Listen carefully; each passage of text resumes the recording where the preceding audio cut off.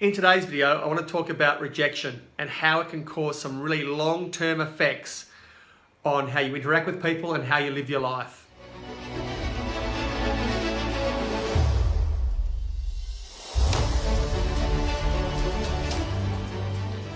I'm Dr. Brett, and I'm here to help men become the best versions of themselves by dealing with their shit and moving forward with their lives.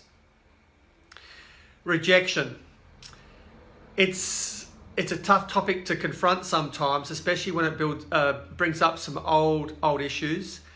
And like most of us, we've all been rejected in one way, shape, or form along the way. For me, I had a big rejection when I was about 22 years old, and it knocked me for six. I already had my emotions and that little depressive feeling coming up about my childhood issues that I've talked about in the past, and this was then loaded on top of it. And that's when this layering comes in, when you layer issues upon issues. So for me, being rejected in the manner I was, it was devastating for me. So I was dating a girl who I had a lot of feelings for, and it basically didn't work out. I went away for a weekend and I was warned, but she started dating a guy that I actually work with, and I was gutted by the whole scenario. I was irrational, totally irrational. I didn't know how to deal with the situation. I felt absolutely and utterly useless in myself.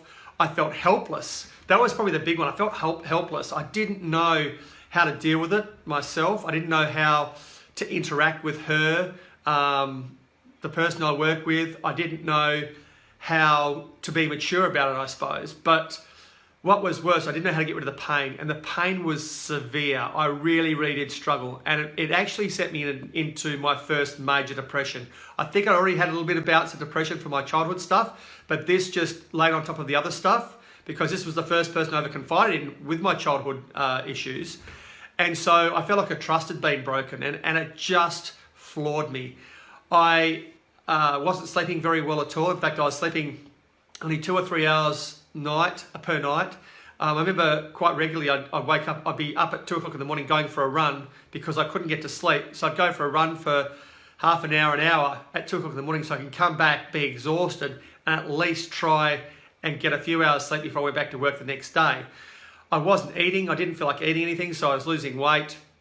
So on top of losing weight, not eating, not sleeping, I was already a mess, okay? And the emotional turmoil going around in my brain and my heart was unbearable. I even had holidays coming up, so I was looking forward to having those couple of weeks off away from the town I was living at the time, and I broke down to my mum about how devastated I was, and I think she really realised for the first time how hurt I had been about the separation. Now I was only, like I said, only young. She was only young as well, and for me to deal with or to cope with it, I got to the point where, like, I wasn't coping at work, and I wasn't coping at home, emotionally, obviously, either.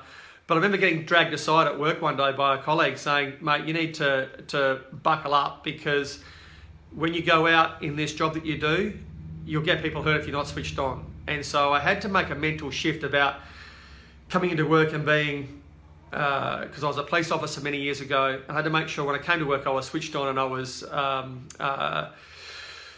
on point, I suppose, if that's a police term you want to use.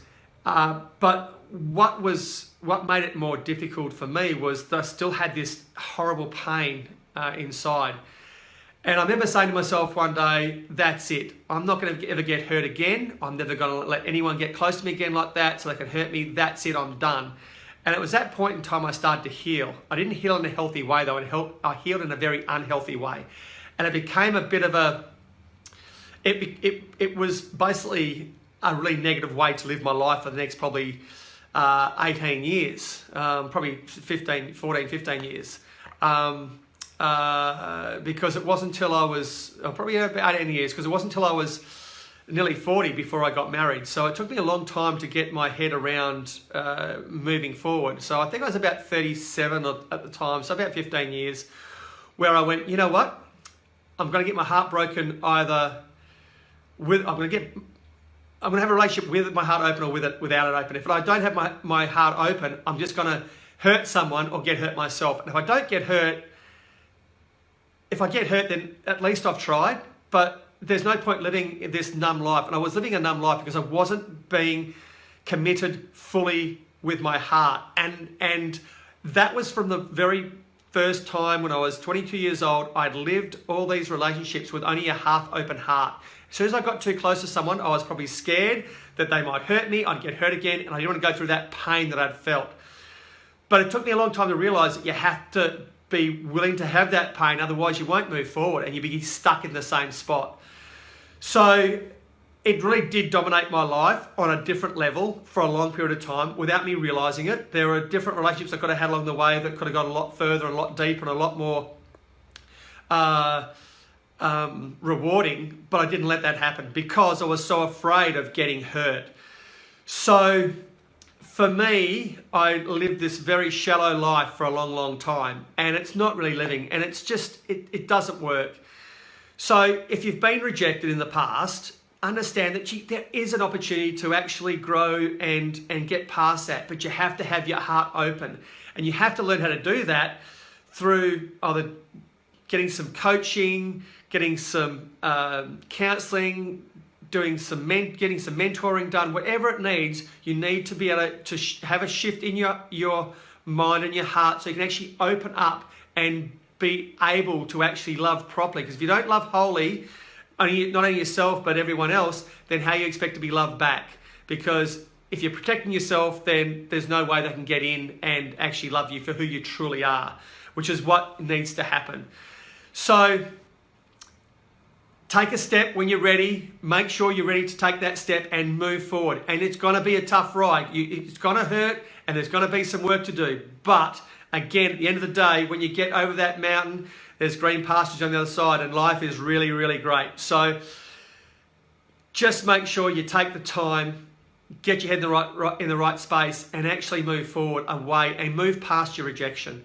It took me a long time to forgive those people, but I am so happy for them now. They're married with a couple of kids, and I believe their life is going along great. So it took me years to move past that, but you know what? It's taught me a lot of lessons in life, but also enabled me to become the person I am today. It's just another life lessons.